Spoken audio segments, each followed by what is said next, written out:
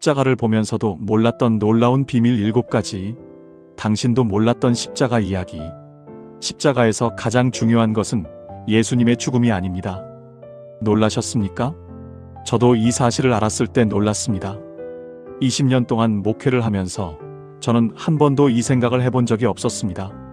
십자가 하면 당연히 예수님의 죽음이라고 생각했습니다. 그게 전부인 줄 알았습니다. 그래서 저는 십자가 앞에서 한 번도 울지 못했습니다. 부끄러운 고백입니다. 성금요일 예배를 수십 번 인도하면서 옆에서 성도님들이 눈물을 흘리실 때 저는 속으로 이런 생각을 했습니다. 나는 왜 아무 감동이 없는 걸까? 십자가가 교리로만 느껴지는 건가? 내 믿음에 문제가 있는 건가? 혹시 여러분도 그런 적 있으십니까? 십자가를 너무 많이 봐서 오히려 마음에 닿지 않는 경험 말입니다. 예수님이 나를 위해 죽으셨다. 이 문장을 수천 번 들었는데 그냥 그러려니 하게 되는 순간들 말입니다. 저도 오랫동안 그랬습니다. 그런데 3년 전 어느 날 저는 십자가 앞에서 무릎을 꿇고 엉엉 울었습니다. 40분을 울었습니다. 그날 저는 십자가에서 한 번도 보지 못했던 것을 보았습니다. 예수님의 죽음 너머에 있는 것. 2000년 동안 거기 있었는데 우리가 놓치고 있던 것. 그것을 본 순간 십자가가 완전히 다르게 보이기 시작했습니다. 사랑하는 여러분, 가장 잔인한 형틀이 가장 큰 사랑의 증거가 되고, 가장 수치스러운 죽음이 가장 영광스러운 승리가 되고, 가장 처참한 패배가 가장 완전한 구원이 됩니다. 이게 말이 됩니까? 그런데 왜 예수님 옆에는 하필 2명의 강도가 있었을까요? 왜 대낮인데 갑자기 3시간 동안 온 땅이 캄캄해졌을까요? 왜 예수님은 숨이 끊어지기도 전에 다 이루었다고 하셨을까요? 왜 성전 휘장이 아래에서 위로가 아니라 위에서 아래로 찢어졌을까요? 왜 수백 명을 처형했던 로마 백부장이 그 순간 갑자기 무릎을 꿇었을까요? 이 질문들 속에 우리가 십자가를 보면서도 보지 못했던 7가지 비밀이 숨어 있습니다. 오늘 그 비밀을 함께 열어보려고 합니다. 이 7가지를 알고 나면 십자가가 달라 보입니다. 더 이상 교리가 아니라 능력이 됩니다. 더 이상 2000년 전 이야기가 아니라 오늘 내 삶의 이야기가 됩니다. 혹시 지금 이 순간 마음이 조금이라도 움직이는 분 계십니까? 나도 십자가를 다시 보고 싶다는 생각이 드시는 분 계십니까? 그렇다면 댓글에 아멘으로 고백해 주세요. 그 작은 고백이 오늘 십자가의 비밀을 붙드는 첫걸음이 될 것입니다. 준비되셨습니까? 지금부터 시작하겠습니다. 첫 번째 비밀, 2강도의 비밀. 여러분, 십자가 그림을 떠올려 보십시오. 예수님 양쪽에 누가 있습니까? 2명의 강도입니다. 그런데 한 번이라도 이런 질문을 해보신 적이 있으십니까? 왜 하필 2명이었을까? 1명도 아니고 3명도 아니고 왜 정확히 2명이었을까? 그냥 우연이었을까요? 아닙니다. 하나님의 섭리 안에 우연은 없습니다. 저는 오랫동안 이 질문을 그냥 지나쳤습니다. 2강도는 그저 배경이라고 생각했습니다. 예수님만 보면 된다고 생각했습니다. 그런데 어느 날 이 2강도를 자세히 들여다보는 순간 저는 소름이 돋았습니다. 십자가의 비밀이 바로 여기에 숨어 있었습니다. 성경은 이렇게 기록하고 있습니다. 누가복음 23장 39절부터 43절입니다. 달린 행악자 중 하나는 비방하여 이르되 내가 그리스도가 아니냐 너와 우리를 구원하라 하되 하나는 그 사람을 꾸짖어 이르되 내가 동일한 정죄를 받고서도 하나님을 두려워하지 아니하느냐 우리는 우리가 행한 일에 상당한 보응을 받는 것이니 이에 당연하거니와 이 사람이 행한 것은 옳지 않은 것이 없느니라 하고 이르되 예수여 당신의 나라에 들어오실 때에 나를 기억하소서 하니 예수께서 이르시되 내가 진실로 내게 이르노니 오늘 내가 나와 함께 낙원에 있으리라 하시니라. 여러분, 이 장면을 천천히 보십시오. 2강도는 똑같은 죄인이었습니다. 똑같은 형벌을 받고 있었습니다. 똑같은 고통 속에 있었습니다. 똑같이 예수님 바로 옆에 있었습니다. 그런데 결과는 완전히 달랐습니다. 한 명은 예수님을 조롱했습니다. 내가 그리스도면 너와 우리를 구원해보라. 다른 한 명은 예수님께 구했습니다. 당신의 나라에 들어오실 때에 나를 기억하소서. 같은 고통, 같은 자리, 같은 거리에서 예수님을 바라보았습니다. 그런데 한 명은 천국에 갔고 한 명은 가지 못했습니다. 여러분, 이것이 십자가의 첫 번째 비밀입니다. 십자가는 심판대가 아니라 선택의 자리입니다. 많은 분들이 십자가를 오해하십니다. 십자가 앞에 서면 자동으로 구원받는다고 생각합니다. 교회에 다니면, 예배에 참석하면, 헌금을 하면, 봉사를 하면 구원받는다고 생각합니다. 아닙니다. 두 강도가 증명하고 있습니다. 십자가 바로 옆에 있어도 마음이 열리지 않으면 소용없습니다. 반대로 아무리 큰 죄인이라도 마음을 열고 예수님께 구하면 그 자리에서 구원받습니다. 오늘 내가 나와 함께 낙원에 있으리라. 이 강도는 세례도 받지 못했습니다. 교회에 다닌 적도 없습니다.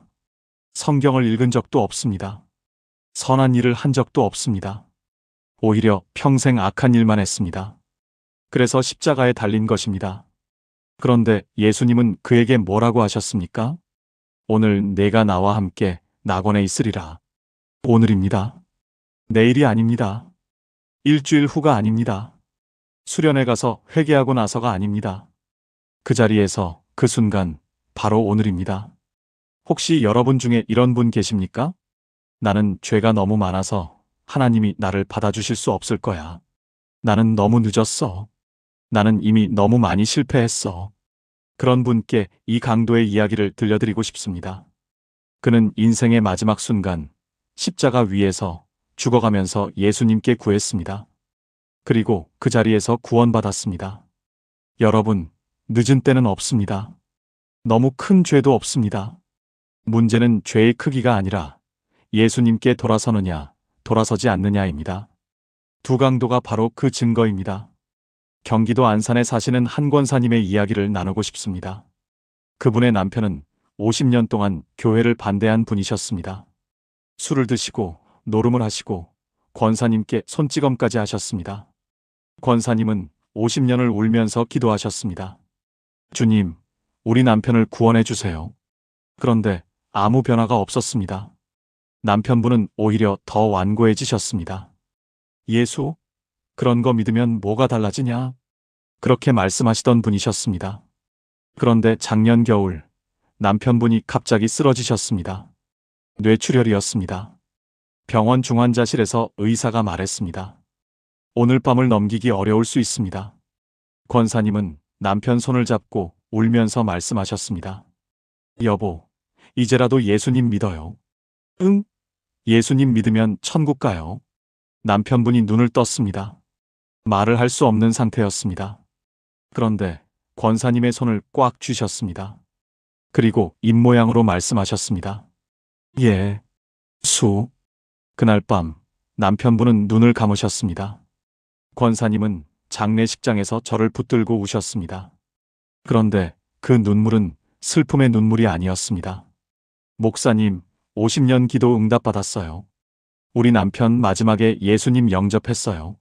십자가의 그 강도처럼요. 여러분, 십자가 옆 강도는 마지막 순간에 구원받았습니다. 권사님의 남편분도 마지막 순간에 구원받으셨습니다. 하나님께는 너무 늦은 때가 없습니다. 너무 큰 죄인도 없습니다. 돌이키기만 하면 그 자리에서 구원의 역사가 일어납니다. 오늘 혹시 여러분의 마음에 떠오르는 사람이 있으십니까? 아직 예수님을 모르는 가족, 친구, 이웃이 있으십니까? 포기하지 마십시오. 그 강도도 마지막 순간에 돌이켰습니다. 여러분이 기도하는 그 사람도 돌이킬 수 있습니다. 함께 기도하시겠습니까? 사랑의 주님, 십자가에서 강도의 마지막 기도를 들어주신 주님, 감사합니다. 저도 그 강도처럼 주님 앞에 나아갑니다. 저의 모든 죄와 허물을 주님 앞에 내려놓습니다. 그리고 제가 기도하는 사람들의 이름을 주님 앞에 올려드립니다. 그들도 주님께 돌아올 수 있도록 마음을 열어주시옵소서. 너무 늦은 때는 없음을 믿습니다. 예수님의 이름으로 기도합니다. 아멘. 이것이 십자가의 첫 번째 비밀입니다. 십자가는 심판대가 아니라 선택의 자리입니다. 같은 자리에 있어도 마음의 방향에 따라 결과가 완전히 달라집니다. 그렇다면 두 번째 비밀은 무엇일까요? 대낮에 왜 갑자기 3시간 동안 온 땅이 캄캄해졌을까요? 그 어둠 속에 숨겨진 놀라운 비밀을 지금부터 말씀드리겠습니다. 두 번째 비밀, 3시간 어둠의 비밀. 여러분, 상상해 보십시오. 한낮 12시입니다. 태양이 가장 높이 떠 있는 시간입니다. 그런데 갑자기 하늘이 캄캄해집니다. 1시간, 2시간, 3시간. 대낮인데 밤처럼 어두워집니다. 이게 가능한 일입니까? 일식이라고요? 일식은 최대 7분 30초입니다. 3시간 동안 지속되는 일식은 과학적으로 불가능합니다. 그렇다면 이 어둠은 무엇이었을까요? 성경은 이렇게 기록하고 있습니다. 마태복음 27장 45절입니다. 제6시로부터 온 땅에 어둠이 임하여 제9시까지 계속되더니, 제6시는 오전 12시, 제9시는 오후 3시입니다. 정확히 3시간 동안 온 땅에 어둠이 임했습니다. 그리고 그 어둠이 걷히는 순간 예수님이 큰 소리로 외치셨습니다. 엘리 엘리 라마 사박다니? 나의 하나님, 나의 하나님, 어찌하여 나를 버리셨나이까? 여러분, 이 장면을 아무 생각 없이 지나치시면 안 됩니다. 이 3시간의 어둠은 우연이 아닙니다. 자연현상도 아닙니다. 이것은 성경 전체를 통틀어 가장 충격적인 사건 중 하나입니다. 왜냐하면 이 어둠은 하나님 아버지께서 아들을 외면하신 순간이기 때문입니다. 영원 전부터 성부와 성자는 한 번도 분리된 적이 없으셨습니다. 요한복음 1장에 나오지요. 태초에 말씀이 계시니라. 이 말씀이 하나님과 함께 계셨으니 이 말씀은 곧 하나님이시니라. 아버지와 아들은 영원토록 함께 계셨습니다. 단 한순간도 떨어진 적이 없으셨습니다. 그런데 이 3시간 동안 역사상 처음이자 마지막으로 아버지께서 아들을 외면하셨습니다. 왜 그러셨을까요? 하박국 1장 13절에 이런 말씀이 있습니다. 주께서는 눈이 정결하심으로 악을 참아보지 못하시며 패역을 참아보지 못하시거늘. 하나님은 죄를 보실 수 없는 분이십니다. 그런데 그 순간 예수님 위에 전 인류의 죄가 올려졌습니다. 저의 죄, 여러분의 죄, 과거의 죄, 현재의 죄, 미래의 죄, 온 인류의 모든 죄가 예수님 한 분 위에 쏟아졌습니다. 그 순간 아버지께서 차마 아들을 보실 수 없으셨습니다. 고개를 돌리셨습니다. 그래서 어둠이 임한 것입니다. 여러분, 이것이 3시간 어둠의 비밀입니다. 예수님은 우리 대신 버림받으셨습니다. 아버지께 버림받는 것. 이것이 지옥입니다. 지옥은 불구덩이라서 무서운 것이 아닙니다. 하나님과 영원히 분리되는 것. 그것이 지옥의 본질입니다. 예수님은 그 지옥의 고통을 십자가에서 맛보셨습니다. 우리 대신. 그래서 우리는 그 고통을 겪지 않아도 됩니다. 혹시 여러분 중에 이런 경험 있으십니까? 하나님이 나를 버리신 것 같아. 기도해도 응답이 없어. 하늘이 닫힌 것 같아. 그런 순간이 있으시지요? 저도 그런 시간이 있었습니다. 마치 하나님이 멀리 계신 것 같은, 아무리 불러도 대답이 없는 것 같은 그런 시간들. 그런데 여러분, 기억하십시오. 예수님은 진짜로 버림받으셨습니다. 3시간 동안 아버지께 외면당하셨습니다. 왜요? 여러분과 제가 영원히 버림받지 않게 하시려고. 우리가 느끼는 버림받은 것 같은 느낌과 예수님이 경험하신 실제 버림받음은 완전히 다릅니다. 예수님이 그 실제 버림받음을 당하셨기에 우리는 그 느낌만 갖고 있을 뿐 실제로 버림받지 않습니다. 로마서 8장 38절과 39절 말씀입니다. 내가 확신하노니 사망이나 생명이나 천사들이나 권세자들이나 현재 일이나 장래 일이나 능력이나 높음이나 깊음이나 다른 어떤 피조물이라도 우리를 우리 주 그리스도 예수 안에 있는 하나님의 사랑에서 끊을 수 없으리라. 아무것도 우리를 하나님의 사랑에서 끊을 수 없습니다. 왜요? 예수님이 이미 그 끊어짐을 경험하셨기 때문입니다. 우리 대신. 충남 서산에 사시는 한 집사님의 이야기입니다. 그분은 10년 전에 사업이 부도났습니다. 집도 잃고 가족도 흩어지고 친구들도 다 떠났습니다. 어느 날 밤 혼자 고시원 방에서 천장을 바라보며 이렇게 기도했다고 합니다. 하나님, 저를 버리셨습니까? 왜 대답이 없으십니까? 정말 계시기는 한 겁니까? 그날 밤 그분은 처음으로 십자가의 3시간 어둠에 대해 묵상했다고 합니다. 예수님도 버림받으셨구나. 그런데 예수님은 진짜로 버림받으신 거고 나는 그렇게 느끼는 것뿐이구나. 예수님이 그 버림받음을 당하셨기에 나는 실제로 버림받은 게 아니구나. 그 밤 그분은 펑펑 울었다고 합니다. 그리고 이렇게 고백했다고 합니다. 주님, 감사합니다. 저 대신 버림받아 주셔서 감사합니다. 그 후로 상황이 바로 좋아진 것은 아니었습니다. 여전히 어려웠습니다. 그런데 마음이 달라졌다고 합니다. 나는 버림받지 않았다. 이 확신이 그분을 버티게 했습니다. 지금 그분은 다시 작은 사업을 시작하셨고 가족도 회복되었습니다. 그리고 매주 새벽 기도회에서 이렇게 고백하신다고 합니다. 십자가의 어둠이 제 인생의 어둠을 밝혀주셨습니다. 여러분, 지금 혹시 어둠 속에 계십니까? 하나님이 멀게 느껴지십니까? 기도해도 응답이 없는 것 같으십니까? 그 어둠 속에서 십자가의 3시간을 기억하십시오. 예수님은 진짜 어둠을 통과하셨습니다. 여러분은 그 어둠의 그림자 속에 잠시 머무는 것뿐입니다. 예수님이 그 어둠을 뚫고 나오셨기에 여러분도 반드시 빛으로 나오게 됩니다. 함께 기도하시겠습니까? 거룩하신 하나님 아버지, 저 대신 버림받으신 예수님을 찬양합니다. 그 3시간의 어둠 때문에 저는 영원히 버림받지 않게 되었습니다. 지금 제 삶에 어둠이 느껴질 때가 있습니다. 하나님이 멀게 느껴질 때가 있습니다. 그럴 때마다 십자가의 어둠을 기억하게 하소서. 제가 느끼는 어둠은 그림자일 뿐 실제 버림받음이 아님을 깨닫게 하소서. 예수님 안에서 저는 영원히 안전합니다. 예수님의 이름으로 기도합니다. 아멘. 이것이 2번째 비밀입니다.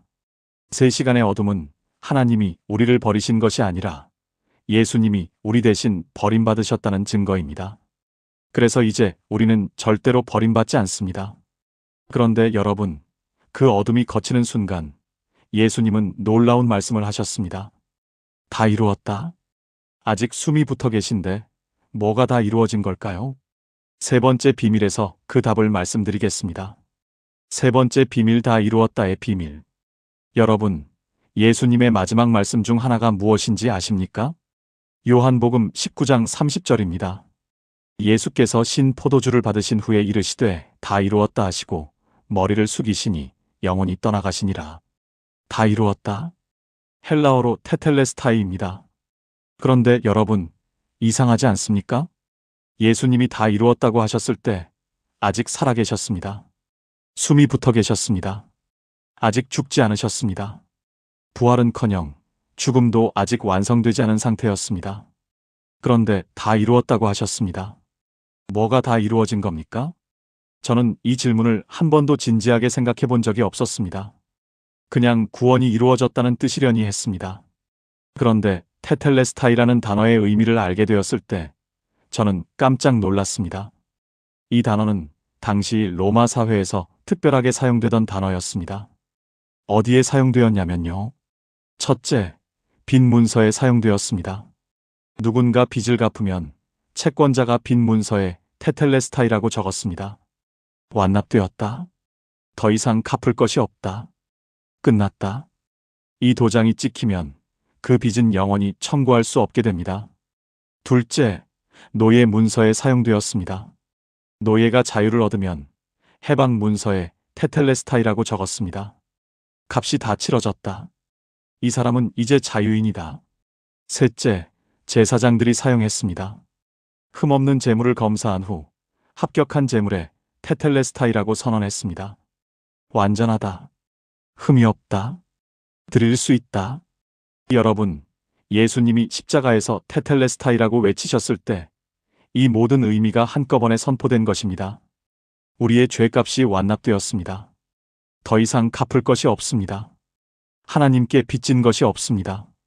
우리는 죄의 종에서 해방되었습니다. 자유인이 되었습니다. 그리고 예수님 자신이 흠없는 완전한 제물로 드려지셨습니다. 다 이루었다는 회개 용어이고 법정 용어이고 제사 용어입니다. 한마디 안에 구원의 모든 것이 담겨 있습니다. 여러분, 이것이 왜 중요한지 아십니까? 많은 분들이 구원을 불안해합니다. 내가 정말 구원받은 걸까? 내가 또 죄를 지으면 어떡하지? 내 믿음이 약하면 구원을 잃어버리는 거 아닐까? 이런 불안을 갖고 계신 분들이 많습니다. 그런데 테텔레스타이를 기억하십시오. 완납입니다. 다 지불되었습니다. 여러분이 또 죄를 지어도 그 죄값도 이미 지불되었습니다. 과거의 죄만 용서받은 것이 아닙니다. 현재의 죄도 미래의 죄도 이미 십자가에서 값이 치러졌습니다. 물론 그렇다고 마음대로 죄를 지어도 된다는 뜻이 아닙니다. 하나님을 사랑하면 죄 짓고 싶지 않게 됩니다. 그러나 혹시 실수하더라도 구원을 잃어버릴까 두려워할 필요는 없습니다. 테텔레스타이, 값이 다 치러졌기 때문입니다. 서울 마포구에 사시는 한 청년의 이야기를 나누겠습니다. 그 청년은 대학교 때 예수님을 믿었습니다. 처음에는 정말 열심히 신앙생활을 했습니다. 새벽 기도, 큐티, 전도, 모범적인 청년이었습니다. 그런데 졸업 후 직장에 다니면서 점점 멀어졌습니다. 야근이 많았고 회식이 잦았고 유혹이 많았습니다. 어느 순간 교회도 안 나가게 되었고 죄 속에 빠져버렸습니다. 그러다 몇 년이 지나고 우연히 옛날 친구를 만났습니다. 그 친구가 물었습니다. 너 요즘 교회 다녀? 그 청년은 고개를 저었습니다. 아니, 나는 이미 끝난 것 같아. 너무 많이 멀리 왔어. 하나님이 나를 다시 받아주실 리 없어. 그 친구가 말했습니다. 예수님이 십자가에서 마지막에 뭐라고 하셨는지 알아? 다 이루었다. 헬라어로 테텔레스타이야. 완납이라는 뜻이야. 내 죄가 벌써 다 지불됐어. 내가 아무리 멀리 갔어도 그 값은 이미 치러졌어. 그 청년은 그 자리에서 울었습니다. 내가 너무 멀리 왔다고 생각했는데 예수님의 다 이루었다는 그보다 더 멀리 미치는 것이었습니다. 그 청년은 다시 교회로 돌아왔습니다. 지금은 청년부 리더로 섬기고 있습니다. 그리고 자기처럼 멀리 갔다 돌아온 청년들에게 이렇게 말한다고 합니다. 테텔레스타이, 값은 이미 치러졌어. 돌아오기만 하면 돼. 여러분, 혹시 지금 나는 너무 멀리 왔다고 느끼시는 분 계십니까? 하나님이 나를 다시 받아주실까? 라는 두려움이 있으십니까? 테텔레스타이를 기억하십시오. 값이 다 치러졌습니다. 여러분이 아무리 멀리 갔어도 그 값은 이미 지불되었습니다. 돌아오기만 하면 됩니다. 함께 기도하시겠습니까? 은혜로우신 주님, 십자가에서 다 이루었다고 외쳐주셔서 감사합니다. 저의 모든 죄값이 완납되었음을 믿습니다. 과거의 죄도, 현재의 죄도, 미래의 죄도 주님이 다 지불하셨습니다. 저는 더 이상 빚진 자가 아닙니다. 저는 자유인입니다. 구원의 확신 속에 살게 하시고 감사함으로 주님을 섬기게 하소서. 예수님의 이름으로 기도합니다. 아멘. 이것이 세 번째 비밀입니다. 다 이루었다는 단순한 감탄사가 아니라 완납 선언이요, 해방 선언이요, 완전한 재물 선언입니다. 우리의 구원은 완성되었습니다. 그런데 여러분, 다 이루었다라는 외침이 들린 그 순간 예루살렘 성전에서 놀라운 일이 벌어졌습니다. 성전 휘장이 찢어진 것입니다. 그것도 위에서 아래로. 왜 아래에서 위로가 아니라 위에서 아래로 찢어졌을까요? 네 번째 비밀에서 그 답을 말씀드리겠습니다. 네 번째 비밀, 휘장이 찢어진 비밀. 여러분, 예루살렘 성전에 가보신 적이 있으십니까? 지금은 성전이 없지만 예수님 당시에는 거대한 성전이 있었습니다. 그 성전 안에 특별한 방이 있었습니다. 지성소라고 불리는 곳입니다. 지성소는 하나님이 임재하시는 곳이었습니다. 그래서 아무나 들어갈 수 없었습니다. 오직 대제사장만 1년에 딱 하루 대속죄일에만 들어갈 수 있었습니다. 그리고 지성소와 성소 사이에는 거대한 휘장이 있었습니다. 이 휘장이 얼마나 컸냐면요. 유대 역사가 요세푸스에 의하면 높이가 약 18m, 두께가 약 10cm였습니다. 손으로 찢을 수 없는 두께입니다. 말 4마리가 양쪽에서 잡아당겨도 찢어지지 않을 정도였다고 합니다. 이 휘장이 예수님이 돌아가시는 순간 찢어졌습니다. 마태복음 27장 51절입니다. 이에 성소 휘장이 위로부터 아래까지 찢어져 들이되고 땅이 진동하며 바위가 터지고. 여러분, 여기서 주목해야 할 부분이 있습니다. 위로부터 아래까지입니다. 아래에서 위로가 아닙니다. 위에서 아래로 찢어졌습니다. 왜 이것이 중요할까요? 사람이 찢으면 아래에서 위로 찢어집니다. 손이 닿는 곳부터 찢으니까요. 그런데 이 휘장은 위에서 아래로 찢어졌습니다.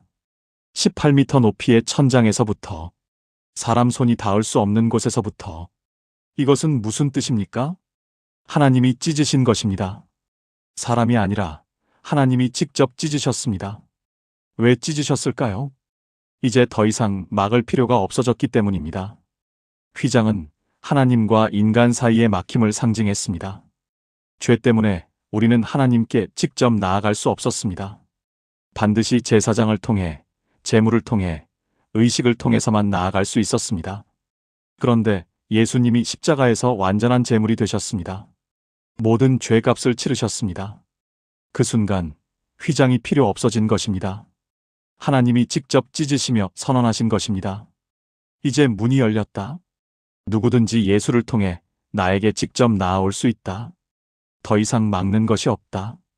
히브리서 10장 19절부터 20절 말씀입니다. 그러므로 형제들아, 우리가 예수의 피를 힘입어 성소에 들어갈 담력을 얻었나니 그 길은 우리를 위하여 휘장 가운데로 열어놓으신 새롭고 산 길이요, 휘장은 곧 그의 육체니라. 예수님의 몸이 찢어지신 그 순간 휘장도 찢어졌습니다. 예수님의 찢어진 몸이 우리에게 새로운 길을 열어주셨습니다. 이제 우리는 담대하게 하나님 앞에 나아갈 수 있습니다. 제사장 없이도, 번제물 없이도, 복잡한 의식 없이도 예수 그리스도의 이름으로 언제 어디서든 하나님께 직접 나아갈 수 있습니다. 여러분, 이것이 얼마나 놀라운 은혜인지 아십니까? 구약 시대에는 상상도 할 수 없는 일이었습니다. 일반인이 하나님께 직접 나아간다고요? 불가능했습니다. 죽을 각오를 하지 않고는 지성소에 발도 들여놓을 수 없었습니다. 그런데 이제 휘장이 찢어졌습니다. 누구든지, 언제든지, 어디서든지 하나님께 나아갈 수 있습니다. 전북 군산에 사시는 한 집사님의 이야기입니다. 그분은 오랫동안 기도에 대한 열등감이 있었다고 합니다. 나는 목사님처럼 기도 못해. 나는 권사님들처럼 오래 기도 못해. 내 기도는 너무 짧고 서툴러. 하나님이 내 기도를 들으실까? 그래서 기도할 때마다 위축되었다고 합니다. 남들 앞에서는 절대 기도하지 않았고 혼자서도 기도하기가 부담스러웠습니다. 어느 날 그분이 성경을 읽다가 휘장이 찢어진 대목에서 멈췄습니다. 그리고 히브리서 4장 16절 말씀을 보았습니다. 그러므로 우리는 긍휼하심을 받고 때를 따라 돕는 은혜를 얻기 위하여 은혜의 보좌 앞에 담대히 나아갈 것이니라.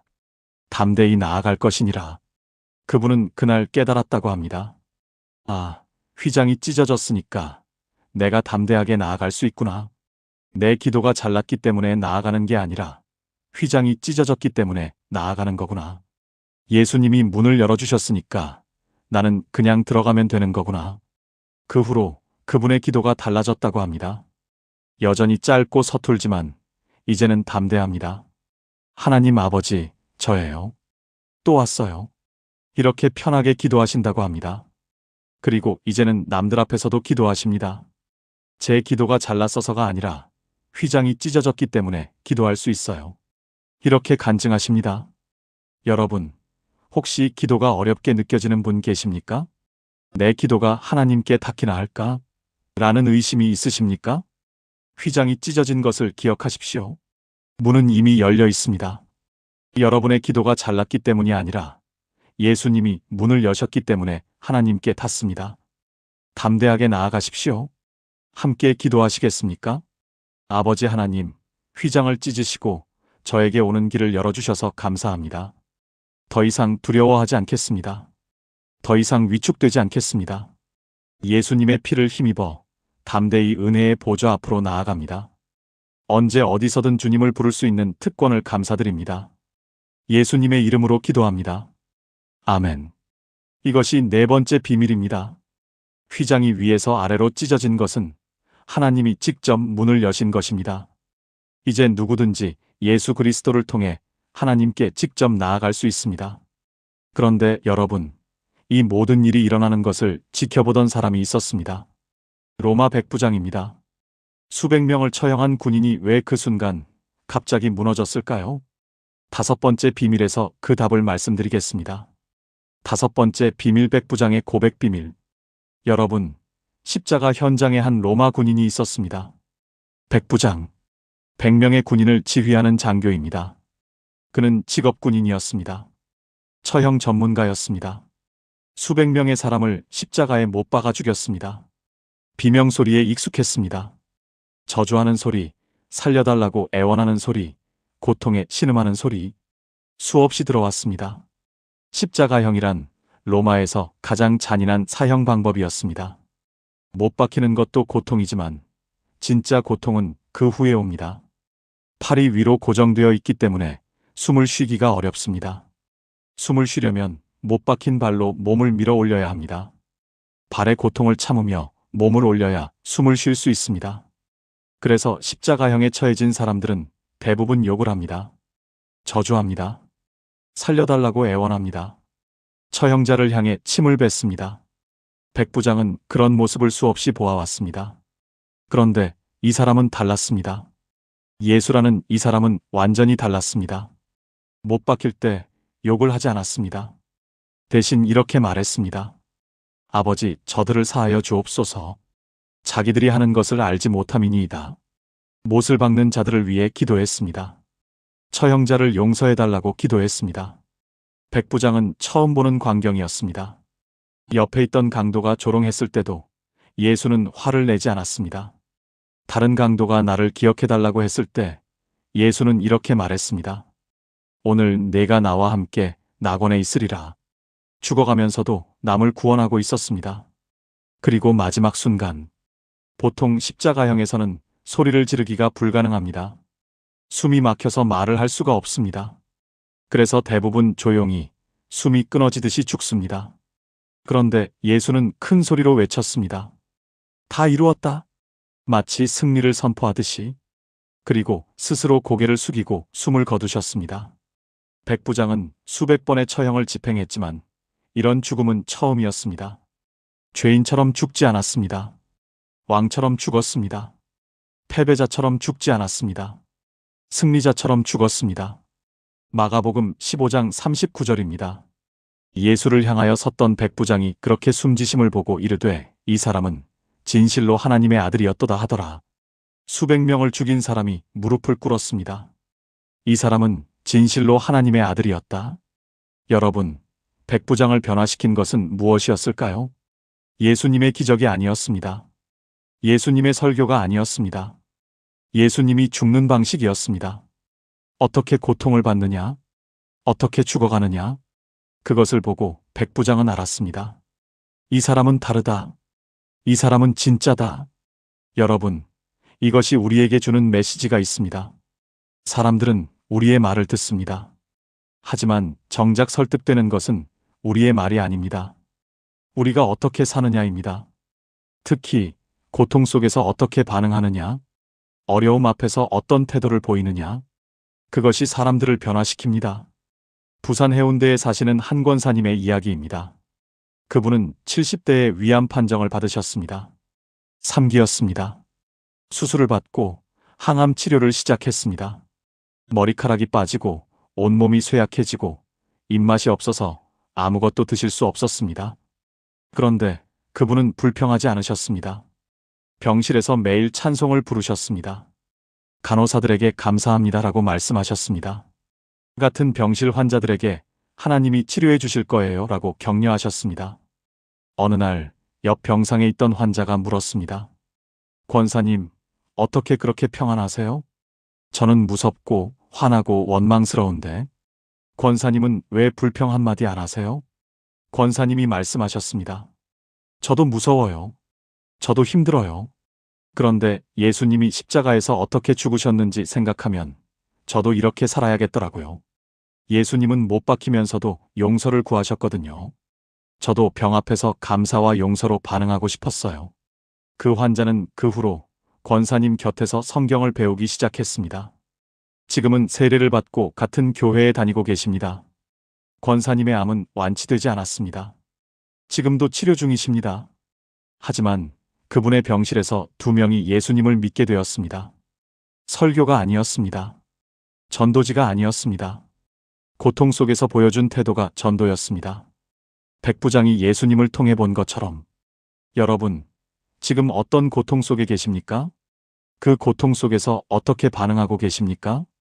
혹시 누군가가 여러분을 지켜보고 있을지 모릅니다. 여러분이 고통에 반응하는 방식이 누군가를 변화시킬 수 있습니다. 백부장처럼 함께 기도하시겠습니까? 주님, 십자가에서 죽으시는 마지막 순간까지 사랑과 용서를 보여주신 예수님을 찬양합니다. 저도 그렇게 살고 싶습니다. 고통 앞에서 원망하지 않고 감사하게 하소서. 어려움 속에서 분노하지 않고 용서하게 하소서. 저의 반응을 통해 누군가가 예수님을 보게 하소서. 예수님의 이름으로 기도합니다. 아멘. 이것이 5번째 비밀입니다. 백부장이 무릎 꿇은 것은 예수님의 죽는 방식 때문이었습니다. 우리의 삶의 방식, 특히 고통에 반응하는 방식이 누군가를 변화시킬 수 있습니다. 그런데 여러분, 아까 잠깐 언급했던 것 기억하십니까? 예수님은 십자가에서 큰 소리로 외치셨습니다. 그런데 십자가형에서는 이것이 불가능합니다. 숨이 막혀서 소리를 지를 수가 없습니다. 그렇다면 어떻게 가능했던 걸까요? 6번째 비밀에서 그 답을 말씀드리겠습니다. 6번째 비밀, 큰 소리의 비밀. 여러분, 십자가형에 대해 조금 더 자세히 말씀드리겠습니다. 십자가형은 로마 제국에서 가장 잔인한 사형 방법이었습니다. 보통 사람은 십자가에서 2, 3일 동안 죽어갑니다. 왜 그렇게 오래 걸릴까요? 십자가형의 사망 원인은 질식이기 때문입니다. 팔을 위로 벌린 채 매달려 있으면 폐가 압박을 받습니다. 숨을 들이쉴 수는 있는데 내쉬기가 어렵습니다. 숨을 내쉬려면 몸을 위로 밀어 올려야 합니다. 그런데 발에는 못이 박혀 있습니다.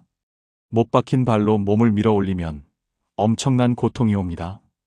그래서 조금 숨 쉬고 다시 내려오고, 조금 숨 쉬고 다시 내려오고, 이것을 반복하다가 결국 기력이 다해서 더 이상 몸을 올릴 수 없게 되면 질식해서 죽습니다. 그래서 십자가에서 죽는 사람은 대부분 조용히 죽습니다. 소리를 지를 기력이 없습니다. 말을 할 수가 없습니다. 숨 쉬는 것만으로도 온 힘을 다해야 합니다. 그런데 예수님은 어떠셨습니까? 마태복음 27장 50절입니다. 예수께서 다시 크게 소리 지르시고 영원히 떠나가시니라. 누가복음 23장 46절입니다. 예수께서 큰 소리로 불러 이르시되 아버지 내 영혼을 아버지 손에 부탁하나이다 하고 이 말씀을 하신 후 숨지시니라. 예수님은 큰 소리로 외치셨습니다. 십자가형에서 불가능한 일을 하셨습니다. 어떻게 가능했을까요? 예수님의 죽음은 다른 죽음과 달랐기 때문입니다. 요한복음 10장 18절 말씀입니다. 의를 내게서 빼앗는 자가 있는 것이 아니라 내가 스스로 버리노라. 나는 버릴 권세도 있고 다시 얻을 권세도 있으니 이 계명은 내 아버지에게서 받았노라 하시니라. 예수님은 십자가에서 죽임을 당한 것이 아닙니다. 스스로 생명을 내려놓으신 것입니다. 못이 예수님을 죽인 것이 아닙니다. 고통이 예수님을 죽인 것이 아닙니다. 질식이 예수님을 죽인 것이 아닙니다. 예수님은 모든 것을 완성하신 후 스스로 생명을 내려놓으셨습니다. 그래서 마지막 순간까지 기력이 있으셨습니다. 큰 소리로 외치실 수 있으셨습니다. 다 이루었다. 이것은 패배의 신음이 아니었습니다. 승리의 함성이었습니다. 희생자의 마지막 숨이 아니었습니다.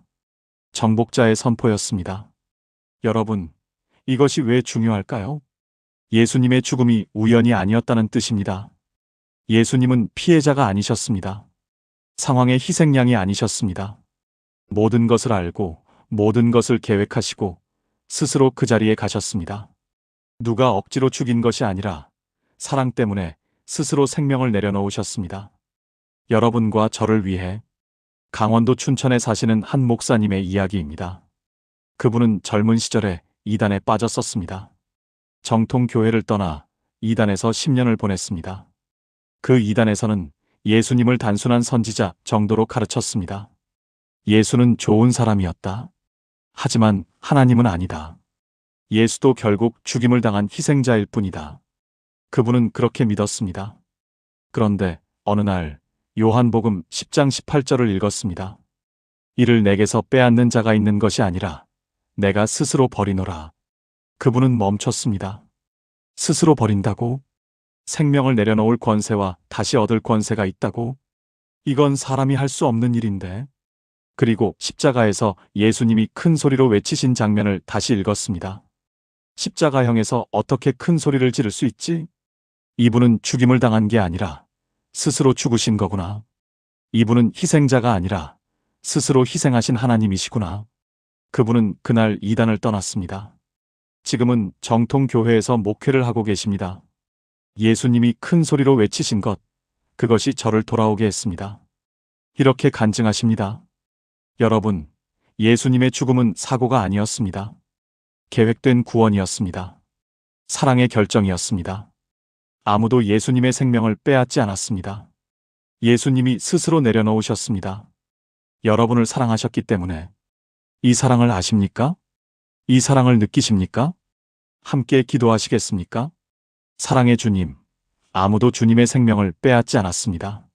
주님이 스스로 내려놓으셨습니다. 저를 위해, 저 같은 죄인을 위해 그 사랑 앞에 무릎 꿇습니다. 그 사랑을 깊이 깨닫게 하시고 그 사랑에 반응하는 삶을 살게 하소서. 예수님의 이름으로 기도합니다. 아멘. 이것이 6번째 비밀입니다.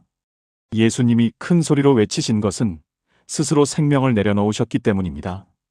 예수님은 희생자가 아니라 사랑 때문에 스스로 희생하신 하나님이십니다. 이제 마지막 7번째 비밀입니다. 예수님은 십자가에서 자신을 못 박는 자들을 위해 기도하셨습니다.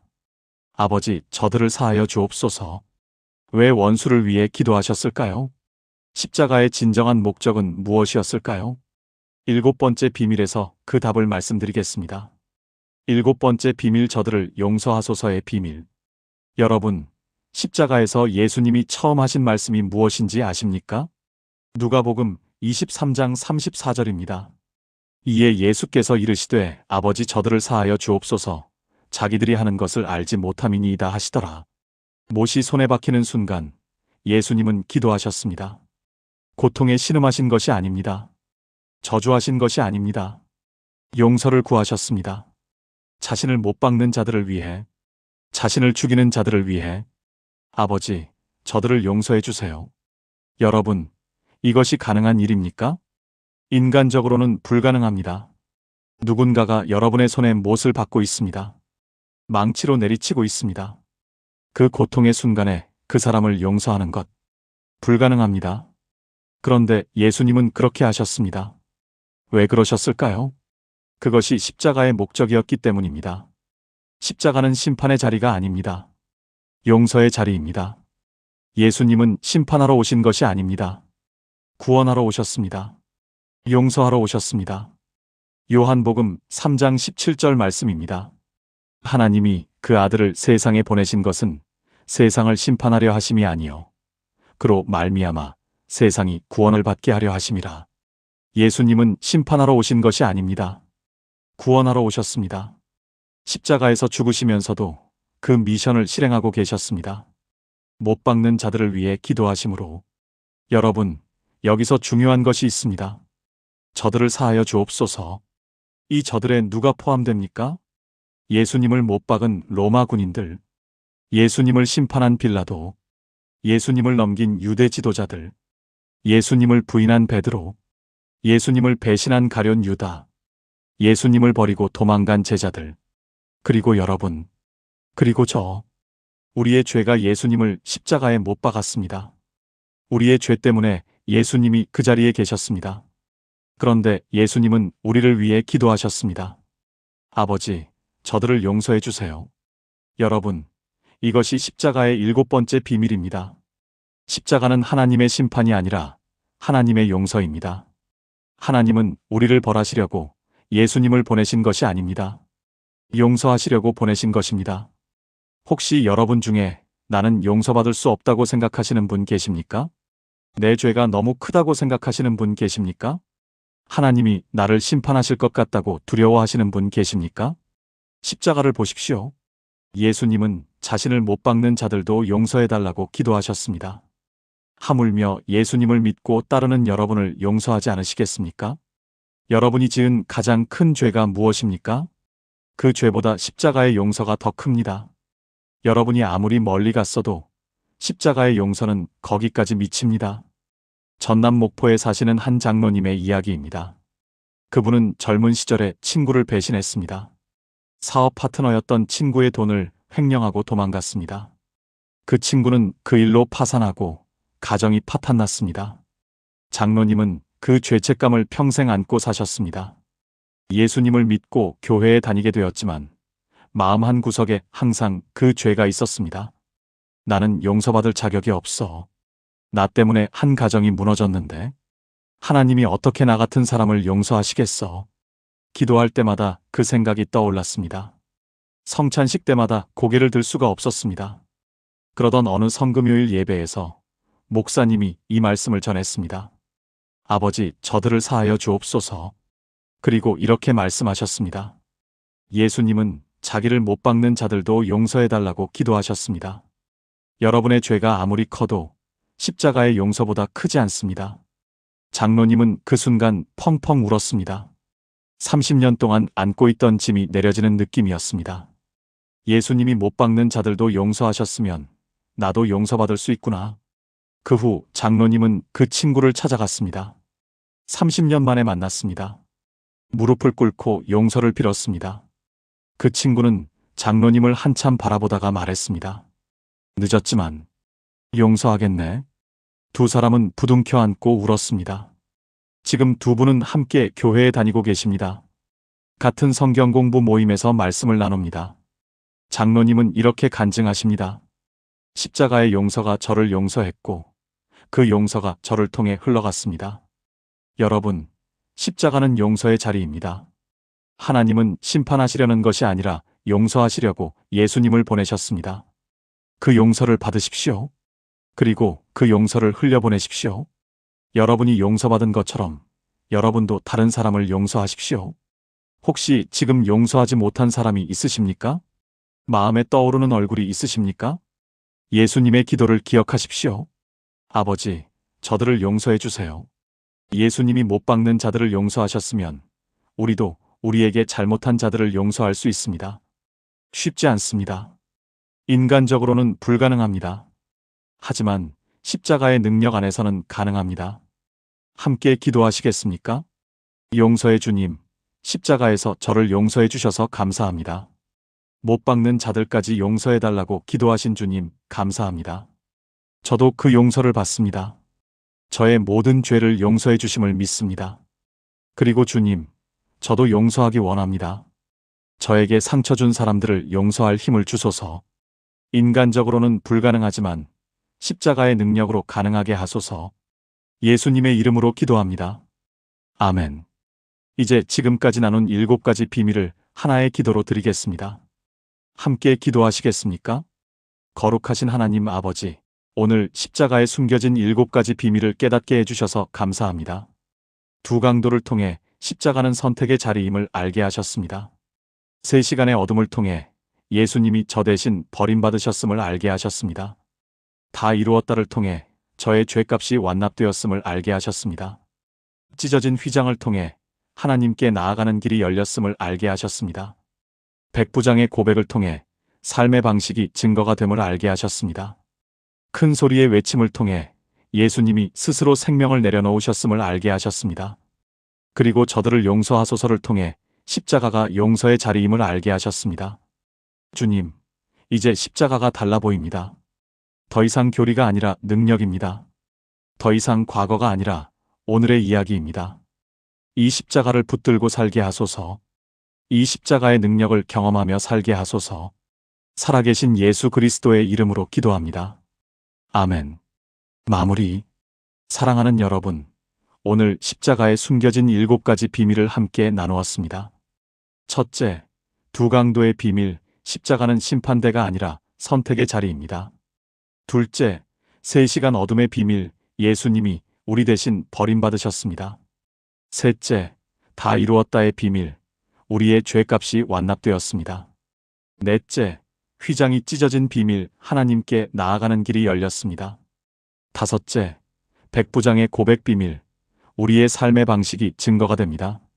여섯째, 큰 소리의 비밀, 예수님은 스스로 생명을 내려놓으셨습니다. 일곱째, 저들을 용서하소서의 비밀, 십자가는 심판이 아니라 용서의 자리입니다. 여러분, 이제 십자가가 달라 보이십니까? 보면서도 보지 못했던 것들이 보이기 시작하셨습니까? 오늘 이 말씀이 마음에 닿으셨다면 댓글에 아멘으로 고백해 주세요. 그리고 오늘 가장 마음에 남는 비밀이 무엇인지 한 줄로 남겨주세요. 여러분의 그 고백이 누군가에게 은혜가 될 것입니다. 그리고 이 영상이 도움이 되셨다면 지금 이 말씀이 필요한 분들에게 공유해 주세요. 여러분의 작은 나눔 하나가 누군가에게는 생명의 말씀이 될 수 있습니다.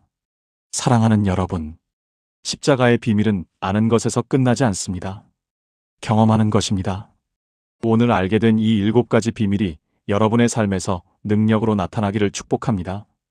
여러분이 선택의 자리에서 예수님을 선택하고 버림받지 않을 확신 가운데 살고 죄값 완납의 자유를 누리고 담대히 하나님께 나아가고 고통 속에서도 빛을 발하고 예수님의 사랑을 깊이 깨닫고 용서하고 용서받는 삶을 살기를 예수 그리스도의 이름으로 축복합니다. 샬롬. 십자가를 보면서도 몰랐던 놀라운 비밀 7가지. 당신도 몰랐던 십자가 이야기. 십자가에서 가장 중요한 것은 예수님의 죽음이 아닙니다. 놀라셨습니까? 저도 이 사실을 알았을 때 놀랐습니다. 20년 동안 목회를 하면서 저는 한 번도 이 생각을 해본 적이 없었습니다. 십자가 하면 당연히 예수님의 죽음이라고 생각했습니다. 그게 전부인 줄 알았습니다. 그래서 저는 십자가 앞에서 한 번도 울지 못했습니다. 부끄러운 고백입니다. 성금요일 예배를 수십 번 인도하면서 옆에서 성도님들이 눈물을 흘리실 때 저는 속으로 이런 생각을 했습니다. 나는 왜 아무 감동이 없는 걸까? 십자가가 교리로만 느껴지는 건가? 내 믿음에 문제가 있는 건가? 혹시 여러분도 그런 적 있으십니까? 십자가를 너무 많이 봐서 오히려 마음에 닿지 않는 경험 말입니다. 예수님이 나를 위해 죽으셨다. 이 문장을 수천 번 들었는데 그냥 그러려니 하게 되는 순간들 말입니다. 저도 오랫동안 그랬습니다. 그런데 3년 전 어느 날 저는 십자가 앞에서 무릎을 꿇고 엉엉 울었습니다. 40분을 울었습니다. 그날 저는 십자가에서 한 번도 보지 못했던 것을 보았습니다. 예수님의 죽음 너머에 있는 것. 2000년 동안 거기 있었는데 우리가 놓치고 있던 것. 그것을 본 순간 십자가가 완전히 다르게 보이기 시작했습니다. 사랑하는 여러분, 가장 잔인한 형틀이 가장 큰 사랑의 증거가 되고 가장 수치스러운 죽음이 가장 영광스러운 승리가 되고 가장 처참한 패배가 가장 완전한 구원이 됩니다. 이게 말이 됩니까? 그런데 왜 예수님 옆에는 하필 2명의 강도가 있었을까요? 왜 대낮인데 갑자기 3시간 동안 온 땅이 캄캄해졌을까요? 왜 예수님은 숨이 끊어지기도 전에 다 이루었다고 하셨을까요? 왜 성전 휘장이 아래에서 위로가 아니라 위에서 아래로 찢어졌을까요? 왜 수백 명을 처형했던 로마 백부장이 그 순간 갑자기 무릎을 꿇었을까요? 이 질문들 속에 우리가 십자가를 보면서도 보지 못했던 7가지 비밀이 숨어 있습니다. 오늘 그 비밀을 함께 열어보려고 합니다. 이 7가지를 알고 나면 십자가가 달라 보입니다. 더 이상 교리가 아니라 능력이 됩니다. 더 이상 2000년 전 이야기가 아니라 오늘 내 삶의 이야기가 됩니다. 혹시 지금 이 순간 마음이 조금이라도 움직이는 분 계십니까? 나도 십자가를 다시 보고 싶다는 생각이 드시는 분 계십니까? 그렇다면 댓글에 아멘으로 고백해 주세요. 그 작은 고백이 오늘 십자가의 비밀을 붙드는 첫걸음이 될 것입니다. 준비되셨습니까? 지금부터 시작하겠습니다. 첫 번째 비밀, 2강도의 비밀. 여러분, 십자가 그림을 떠올려 보십시오. 예수님 양쪽에 누가 있습니까? 2명의 강도입니다. 그런데 한 번이라도 이런 질문을 해보신 적이 있으십니까? 왜 하필 2명이었을까? 1명도 아니고 3명도 아니고 왜 정확히 2명이었을까? 그냥 우연이었을까요? 아닙니다. 하나님의 섭리 안에 우연은 없습니다. 저는 오랫동안 이 질문을 그냥 지나쳤습니다. 2강도는 그저 배경이라고 생각했습니다. 예수님만 보면 된다고 생각했습니다. 그런데 어느 날 이 2강도를 자세히 들여다보는 순간 저는 소름이 돋았습니다. 십자가의 비밀이 바로 여기에 숨어 있었습니다. 성경은 이렇게 기록하고 있습니다. 누가복음 23장 39절부터 43절입니다. 달린 행악자 중 하나는 비방하여 이르되 내가 그리스도가 아니냐 너와 우리를 구원하라 하되 하나는 그 사람을 꾸짖어 이르되 내가 동일한 정죄를 받고서도 하나님을 두려워하지 아니하느냐 우리는 우리가 행한 일에 상당한 보응을 받는 것이니 이에 당연하거니와 이 사람이 행한 것은 옳지 않은 것이 없느니라 하고 이르되 예수여 당신의 나라에 들어오실 때에 나를 기억하소서 하니 예수께서 이르시되 내가 진실로 내게 이르노니 오늘 내가 나와 함께 낙원에 있으리라 하시니라. 여러분, 이 장면을 천천히 보십시오. 두 강도는 똑같은 죄인이었습니다. 똑같은 형벌을 받고 있었습니다. 똑같은 고통 속에 있었습니다. 똑같이 예수님 바로 옆에 있었습니다. 그런데 결과는 완전히 달랐습니다. 한 명은 예수님을 조롱했습니다. 내가 그리스도면 너와 우리를 구원해보라. 다른 한 명은 예수님께 구했습니다. 당신의 나라에 들어오실 때에 나를 기억하소서. 같은 고통, 같은 자리, 같은 거리에서 예수님을 바라보았습니다. 그런데 한 명은 천국에 갔고 한 명은 가지 못했습니다.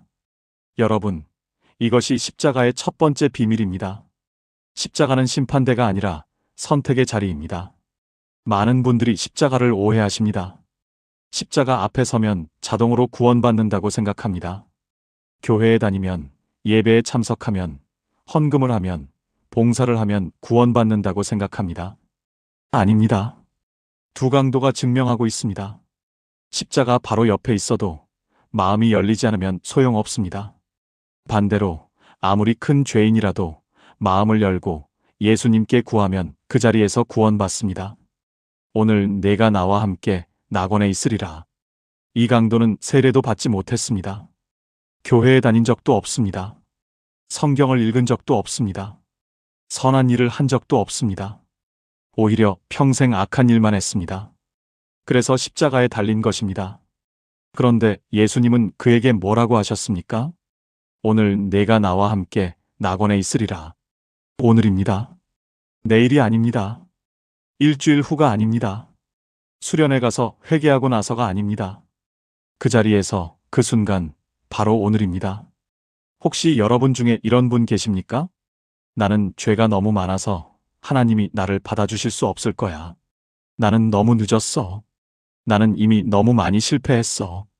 그런 분께 이 강도의 이야기를 들려드리고 싶습니다. 그는 인생의 마지막 순간 십자가 위에서 죽어가면서 예수님께 구했습니다. 그리고 그 자리에서 구원받았습니다. 여러분, 늦은 때는 없습니다. 너무 큰 죄도 없습니다.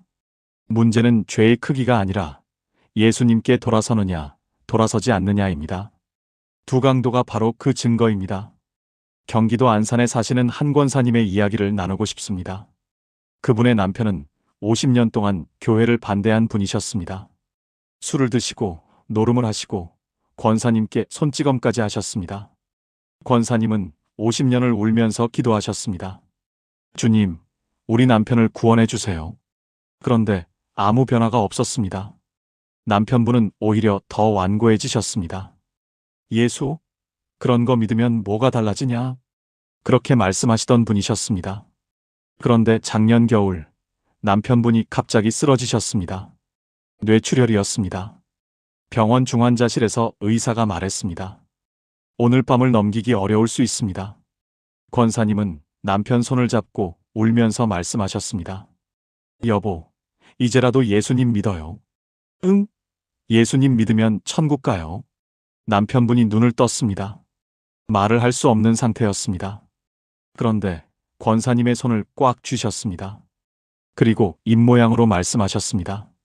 예, 수. 그날 밤 남편분은 눈을 감으셨습니다. 권사님은 장례식장에서 저를 붙들고 우셨습니다. 그런데 그 눈물은 슬픔의 눈물이 아니었습니다. 목사님, 50년 기도 응답받았어요. 우리 남편 마지막에 예수님 영접했어요. 십자가의 그 강도처럼요. 여러분, 십자가 옆 강도는 마지막 순간에 구원받았습니다. 권사님의 남편분도 마지막 순간에 구원받으셨습니다. 하나님께는 너무 늦은 때가 없습니다. 너무 큰 죄인도 없습니다. 돌이키기만 하면 그 자리에서 구원의 역사가 일어납니다. 오늘 혹시 여러분의 마음에 떠오르는 사람이 있으십니까? 아직 예수님을 모르는 가족, 친구, 이웃이 있으십니까? 포기하지 마십시오. 그 강도도 마지막 순간에 돌이켰습니다. 여러분이 기도하는 그 사람도 돌이킬 수 있습니다. 함께 기도하시겠습니까? 사랑의 주님, 십자가에서 강도의 마지막 기도를 들어주신 주님, 감사합니다. 저도 그 강도처럼 주님 앞에 나아갑니다. 저의 모든 죄와 허물을 주님 앞에 내려놓습니다. 그리고 제가 기도하는 사람들의 이름을 주님 앞에 올려드립니다. 그들도 주님께 돌아올 수 있도록 마음을 열어주시옵소서. 너무 늦은 때는 없음을 믿습니다. 예수님의 이름으로 기도합니다. 아멘. 이것이 십자가의 첫 번째 비밀입니다. 십자가는 심판대가 아니라 선택의 자리입니다. 같은 자리에 있어도 마음의 방향에 따라 결과가 완전히 달라집니다. 그렇다면 두 번째 비밀은 무엇일까요? 대낮에 왜 갑자기 3시간 동안 온 땅이 캄캄해졌을까요? 그 어둠 속에 숨겨진 놀라운 비밀을 지금부터 말씀드리겠습니다. 두 번째 비밀, 3시간 어둠의 비밀. 여러분, 상상해 보십시오. 한낮 12시입니다. 태양이 가장 높이 떠 있는 시간입니다. 그런데 갑자기 하늘이 캄캄해집니다. 1시간, 2시간, 3시간. 대낮인데 밤처럼 어두워집니다. 이게 가능한 일입니까? 일식이라고요? 일식은 최대 7분 30초입니다. 3시간 동안 지속되는 일식은 과학적으로 불가능합니다. 그렇다면 이 어둠은 무엇이었을까요? 성경은 이렇게 기록하고 있습니다. 마태복음 27장 45절입니다. 제6시로부터 온 땅에 어둠이 임하여 제9시까지 계속되더니 제6시는 오전 12시, 제9시는 오후 3시입니다. 정확히 3시간 동안 온 땅에 어둠이 임했습니다. 그리고 그 어둠이 걷히는 순간 예수님이 큰 소리로 외치셨습니다. 엘리 엘리 라마 사박다니? 나의 하나님, 나의 하나님, 어찌하여 나를 버리셨나이까? 여러분, 이 장면을 아무 생각 없이 지나치시면 안 됩니다. 이 3시간의 어둠은 우연이 아닙니다. 자연현상도 아닙니다. 이것은 성경 전체를 통틀어 가장 충격적인 사건 중 하나입니다. 왜냐하면 이 어둠은 하나님 아버지께서 아들을 외면하신 순간이기 때문입니다. 영원 전부터 성부와 성자는 한 번도 분리된 적이 없으셨습니다. 요한복음 1장에 나오지요. 태초에 말씀이 계시니라. 이 말씀이 하나님과 함께 계셨으니 이 말씀은 곧 하나님이시니라. 아버지와 아들은 영원토록 함께 계셨습니다. 단 한순간도 떨어진 적이 없으셨습니다. 그런데 이 3시간 동안 역사상 처음이자 마지막으로 아버지께서 아들을 외면하셨습니다. 왜 그러셨을까요? 하박국 1장 13절에 이런 말씀이 있습니다. 주께서는 눈이 정결하심으로 악을 참아보지 못하시며 패역을 참아보지 못하시거늘 하나님은 죄를 보실 수 없는 분이십니다. 그런데 그 순간 예수님 위에 전 인류의 죄가 올려졌습니다. 저의 죄, 여러분의 죄, 과거의 죄, 현재의 죄, 미래의 죄, 온 인류의 모든 죄가 예수님 한 분 위에 쏟아졌습니다. 그 순간 아버지께서 차마 아들을 보실 수 없으셨습니다. 고개를 돌리셨습니다. 그래서 어둠이 임한 것입니다. 여러분, 이것이 3시간 어둠의 비밀입니다. 예수님은 우리 대신 버림받으셨습니다. 아버지께 버림받는 것. 이것이 지옥입니다. 지옥은 불구덩이라서 무서운 것이 아닙니다. 하나님과 영원히 분리되는 것. 그것이 지옥의 본질입니다. 예수님은 그 지옥의 고통을 십자가에서 맛보셨습니다. 우리 대신. 그래서 우리는 그 고통을 겪지 않아도 됩니다. 혹시 여러분 중에 이런 경험 있으십니까? 하나님이 나를 버리신 것 같아. 기도해도 응답이 없어. 하늘이 닫힌 것 같아. 그런 순간이 있으시지요? 저도 그런 시간이 있었습니다. 마치 하나님이 멀리 계신 것 같은, 아무리 불러도 대답이 없는 것 같은 그런 시간들. 그런데 여러분, 기억하십시오. 예수님은 진짜로 버림받으셨습니다. 3시간 동안 아버지께 외면당하셨습니다. 왜요? 여러분과 제가 영원히 버림받지 않게 하시려고. 우리가 느끼는 버림받은 것 같은 느낌과 예수님이 경험하신 실제 버림받음은 완전히 다릅니다. 예수님이 그 실제 버림받음을 당하셨기에 우리는 그 느낌만 갖고 있을 뿐 실제로 버림받지 않습니다. 로마서 8장 38절과 39절 말씀입니다. 내가 확신하노니 사망이나 생명이나 천사들이나 권세자들이나 현재 일이나 장래 일이나 능력이나 높음이나 깊음이나 다른 어떤 피조물이라도 우리를 우리 주 그리스도 예수 안에 있는 하나님의 사랑에서 끊을 수 없으리라. 아무것도 우리를 하나님의 사랑에서 끊을 수 없습니다. 왜요? 예수님이 이미 그 끊어짐을 경험하셨기 때문입니다. 우리 대신 충남 서산에 사시는 한 집사님의 이야기입니다. 그분은 10년 전에 사업이 부도났습니다. 집도 잃고 가족도 흩어지고 친구들도 다 떠났습니다. 어느 날 밤 혼자 고시원 방에서 천장을 바라보며 이렇게 기도했다고 합니다. 하나님, 저를 버리셨습니까? 왜 대답이 없으십니까? 정말 계시기는 한 겁니까? 그날 밤 그분은 처음으로 십자가의 3시간 어둠에 대해 묵상했다고 합니다. 예수님도 버림받으셨구나. 그런데 예수님은 진짜로 버림받으신 거고 나는 그렇게 느끼는 것뿐이구나. 예수님이 그 버림받음을 당하셨기에 나는 실제로 버림받은 게 아니구나.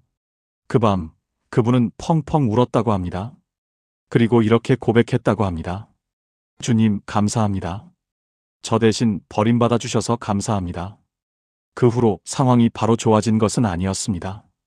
여전히 어려웠습니다. 그런데 마음이 달라졌다고 합니다. 나는 버림받지 않았다. 이 확신이 그분을 버티게 했습니다. 지금 그분은 다시 작은 사업을 시작하셨고 가족도 회복되었습니다. 그리고 매주 새벽 기도회에서 이렇게 고백하신다고 합니다. 십자가의 어둠이 제 인생의 어둠을 밝혀주셨습니다. 여러분, 지금 혹시 어둠 속에 계십니까? 하나님이 멀게 느껴지십니까? 기도해도 응답이 없는 것 같으십니까? 그 어둠 속에서 십자가의 3시간을 기억하십시오. 예수님은 진짜 어둠을 통과하셨습니다. 여러분은 그 어둠의 그림자 속에 잠시 머무는 것뿐입니다. 예수님이 그 어둠을 뚫고 나오셨기에 여러분도 반드시 빛으로 나오게 됩니다. 함께 기도하시겠습니까? 거룩하신 하나님 아버지, 저 대신 버림받으신 예수님을 찬양합니다. 그 3시간의 어둠 때문에 저는 영원히 버림받지 않게 되었습니다. 지금 제 삶에 어둠이 느껴질 때가 있습니다. 하나님이 멀게 느껴질 때가 있습니다. 그럴 때마다 십자가의 어둠을 기억하게 하소서. 제가 느끼는 어둠은 그림자일 뿐 실제 버림받음이 아님을 깨닫게 하소서. 예수님 안에서 저는 영원히 안전합니다. 예수님의 이름으로 기도합니다. 아멘. 이것이 두 번째 비밀입니다. 3시간의 어둠은 하나님이 우리를 버리신 것이 아니라 예수님이 우리 대신 버림받으셨다는 증거입니다. 그래서 이제 우리는 절대로 버림받지 않습니다. 그런데 여러분, 그 어둠이 걷히는 순간 예수님은 놀라운 말씀을 하셨습니다. 다 이루었다. 아직 숨이 붙어 계신데 뭐가 다 이루어진 걸까요?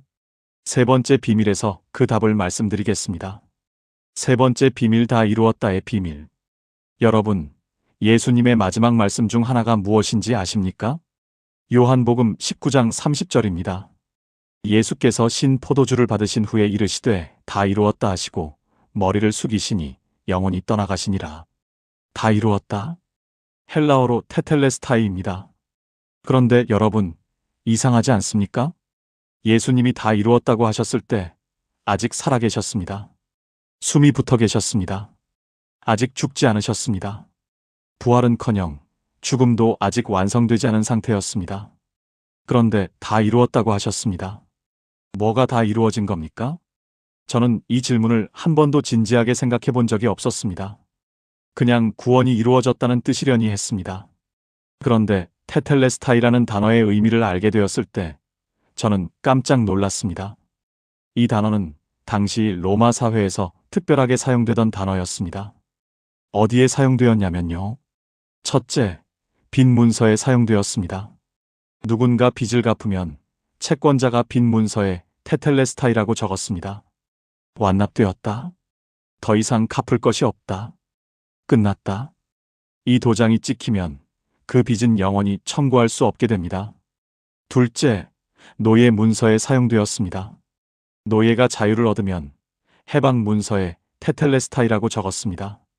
값이 다 치러졌다. 이 사람은 이제 자유인이다. 셋째, 제사장들이 사용했습니다. 흠없는 재물을 검사한 후 합격한 재물에 테텔레스타이라고 선언했습니다. 완전하다. 흠이 없다. 드릴 수 있다. 여러분, 예수님이 십자가에서 테텔레스타이라고 외치셨을 때 이 모든 의미가 한꺼번에 선포된 것입니다. 우리의 죄값이 완납되었습니다. 더 이상 갚을 것이 없습니다. 하나님께 빚진 것이 없습니다. 우리는 죄의 종에서 해방되었습니다. 자유인이 되었습니다. 그리고 예수님 자신이 흠없는 완전한 제물로 드려지셨습니다. 다 이루었다는 회개 용어이고 법정 용어이고 제사 용어입니다. 한마디 안에 구원의 모든 것이 담겨 있습니다. 여러분, 이것이 왜 중요한지 아십니까? 많은 분들이 구원을 불안해합니다. 내가 정말 구원받은 걸까? 내가 또 죄를 지으면 어떡하지? 내 믿음이 약하면 구원을 잃어버리는 거 아닐까? 이런 불안을 갖고 계신 분들이 많습니다. 그런데 테텔레스타이를 기억하십시오. 완납입니다. 다 지불되었습니다. 여러분이 또 죄를 지어도 그 죄값도 이미 지불되었습니다. 과거의 죄만 용서받은 것이 아닙니다. 현재의 죄도 미래의 죄도 이미 십자가에서 값이 치러졌습니다. 물론 그렇다고 마음대로 죄를 지어도 된다는 뜻이 아닙니다. 하나님을 사랑하면 죄 짓고 싶지 않게 됩니다. 그러나 혹시 실수하더라도 구원을 잃어버릴까 두려워할 필요는 없습니다. 테텔레스타이, 값이 다 치러졌기 때문입니다. 서울 마포구에 사시는 한 청년의 이야기를 나누겠습니다. 그 청년은 대학교 때 예수님을 믿었습니다. 처음에는 정말 열심히 신앙생활을 했습니다. 새벽기도, 큐티, 전도, 모범적인 청년이었습니다. 그런데 졸업 후 직장에 다니면서 점점 멀어졌습니다. 야근이 많았고 회식이 잦았고 유혹이 많았습니다. 어느 순간 교회도 안 나가게 되었고 죄 속에 빠져버렸습니다. 그러다 몇 년이 지나고 우연히 옛날 친구를 만났습니다. 그 친구가 물었습니다. 너 요즘 교회 다녀? 그 청년은 고개를 저었습니다. 아니, 나는 이미 끝난 것 같아. 너무 많이 멀리 왔어. 하나님이 나를 다시 받아주실 리 없어. 그 친구가 말했습니다. 예수님이 십자가에서 마지막에 뭐라고 하셨는지 알아? 다 이루었다. 헬라어로 테텔레스타이야. 완납이라는 뜻이야. 내 죄가 벌써 다 지불됐어. 내가 아무리 멀리 갔어도 그 값은 이미 치러졌어. 그 청년은 그 자리에서 울었습니다. 내가 너무 멀리 왔다고 생각했는데 예수님의 다 이루었다는 그보다 더 멀리 미치는 것이었습니다. 그 청년은 다시 교회로 돌아왔습니다. 지금은 청년부 리더로 섬기고 있습니다. 그리고 자기처럼 멀리 갔다 돌아온 청년들에게 이렇게 말한다고 합니다. 테텔레스타이, 값은 이미 치러졌어. 돌아오기만 하면 돼. 여러분, 혹시 지금 나는 너무 멀리 왔다고 느끼시는 분 계십니까? 하나님이 나를 다시 받아주실까? 라는 두려움이 있으십니까? 테텔레스타이를 기억하십시오. 값이 다 치러졌습니다. 여러분이 아무리 멀리 갔어도 그 값은 이미 지불되었습니다. 돌아오기만 하면 됩니다. 함께 기도하시겠습니까? 은혜로우신 주님, 십자가에서 다 이루었다고 외쳐주셔서 감사합니다. 저의 모든 죄값이 완납되었음을 믿습니다. 과거의 죄도, 현재의 죄도, 미래의 죄도 주님이 다 지불하셨습니다. 저는 더 이상 빚진 자가 아닙니다. 저는 자유인입니다. 구원의 확신 속에 살게 하시고 감사함으로 주님을 섬기게 하소서. 예수님의 이름으로 기도합니다. 아멘. 이것이 세 번째 비밀입니다. 다 이루었다는 단순한 감탄사가 아니라 완납 선언이요, 해방 선언이요, 완전한 재물 선언입니다. 우리의 구원은 완성되었습니다. 그런데 여러분, 다 이루었다라는 외침이 들린 그 순간 예루살렘 성전에서 놀라운 일이 벌어졌습니다. 성전 휘장이 찢어진 것입니다. 그것도 위에서 아래로. 왜 아래에서 위로가 아니라 위에서 아래로 찢어졌을까요? 네 번째 비밀에서 그 답을 말씀드리겠습니다. 네 번째 비밀, 휘장이 찢어진 비밀. 여러분, 예루살렘 성전에 가보신 적 있으십니까? 지금은 성전이 없지만 예수님 당시에는 거대한 성전이 있었습니다. 그 성전 안에 특별한 방이 있었습니다. 지성소라고 불리는 곳입니다. 지성소는 하나님이 임재하시는 곳이었습니다. 그래서 아무나 들어갈 수 없었습니다. 오직 대제사장만 1년에 딱 하루 대속죄일에만 들어갈 수 있었습니다. 그리고 지성소와 성소 사이에는 거대한 휘장이 있었습니다. 이 휘장이 얼마나 컸냐면요. 유대 역사가 요세푸스에 의하면 높이가 약 18m, 두께가 약 10cm였습니다. 손으로 찢을 수 없는 두께입니다. 말 4마리가 양쪽에서 잡아당겨도 찢어지지 않을 정도였다고 합니다. 이 휘장이 예수님이 돌아가시는 순간 찢어졌습니다. 마태복음 27장 51절입니다. 이에 성소 휘장이 위로부터 아래까지 찢어져 둘이 되고 땅이 진동하며 바위가 터지고, 여러분, 여기서 주목해야 할 부분이 있습니다. 위로부터 아래까지입니다. 아래에서 위로가 아닙니다. 위에서 아래로 찢어졌습니다. 왜 이것이 중요할까요? 사람이 찢으면 아래에서 위로 찢어집니다. 손이 닿는 곳부터 찢으니까요. 그런데 이 휘장은 위에서 아래로 찢어졌습니다. 18m 높이의 천장에서부터, 사람 손이 닿을 수 없는 곳에서부터. 이것은 무슨 뜻입니까? 하나님이 찢으신 것입니다. 사람이 아니라 하나님이 직접 찢으셨습니다. 왜 찢으셨을까요? 이제 더 이상 막을 필요가 없어졌기 때문입니다. 휘장은 하나님과 인간 사이의 막힘을 상징했습니다. 죄 때문에 우리는 하나님께 직접 나아갈 수 없었습니다. 반드시 제사장을 통해, 제물을 통해, 의식을 통해서만 나아갈 수 있었습니다. 그런데 예수님이 십자가에서 완전한 제물이 되셨습니다. 모든 죄값을 치르셨습니다. 그 순간 휘장이 필요 없어진 것입니다. 하나님이 직접 찢으시며 선언하신 것입니다. 이제 문이 열렸다. 누구든지 예수를 통해 나에게 직접 나아올 수 있다. 더 이상 막는 것이 없다. 히브리서 10장 19절부터 20절 말씀입니다. 그러므로 형제들아, 우리가 예수의 피를 힘입어 성소에 들어갈 담력을 얻었나니 그 길은 우리를 위하여 휘장 가운데로 열어놓으신 새롭고 산 길이요, 휘장은 곧 그의 육체니라. 예수님의 몸이 찢어지신 그 순간 휘장도 찢어졌습니다. 예수님의 찢어진 몸이 우리에게 새로운 길을 열어주셨습니다. 이제 우리는 담대하게 하나님 앞에 나아갈 수 있습니다. 제사장 없이도, 번제물 없이도, 복잡한 의식 없이도 예수 그리스도의 이름으로 언제 어디서든 하나님께 직접 나아갈 수 있습니다. 여러분, 이것이 얼마나 놀라운 은혜인지 아십니까? 구약시대에는 상상도 할 수 없는 일이었습니다.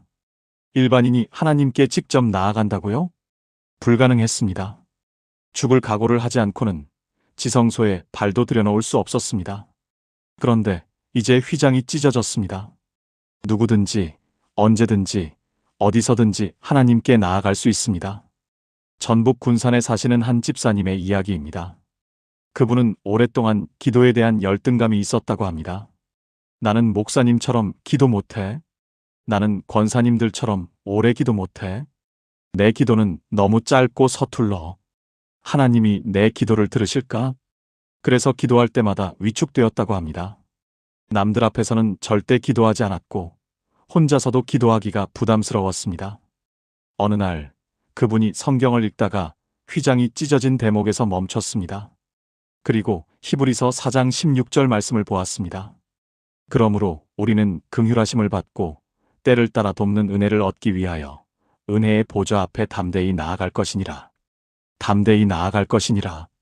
그분은 그날 깨달았다고 합니다. 아, 휘장이 찢어졌으니까 내가 담대하게 나아갈 수 있구나. 내 기도가 잘났기 때문에 나아가는 게 아니라 휘장이 찢어졌기 때문에 나아가는 거구나. 예수님이 문을 열어주셨으니까 나는 그냥 들어가면 되는 거구나. 그 후로 그분의 기도가 달라졌다고 합니다. 여전히 짧고 서툴지만 이제는 담대합니다. 하나님 아버지, 저예요. 또 왔어요. 이렇게 편하게 기도하신다고 합니다. 그리고 이제는 남들 앞에서도 기도하십니다. 제 기도가 잘났어서가 아니라 휘장이 찢어졌기 때문에 기도할 수 있어요. 이렇게 간증하십니다.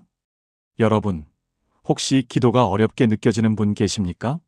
내 기도가 하나님께 닿기나 할까? 라는 의심이 있으십니까?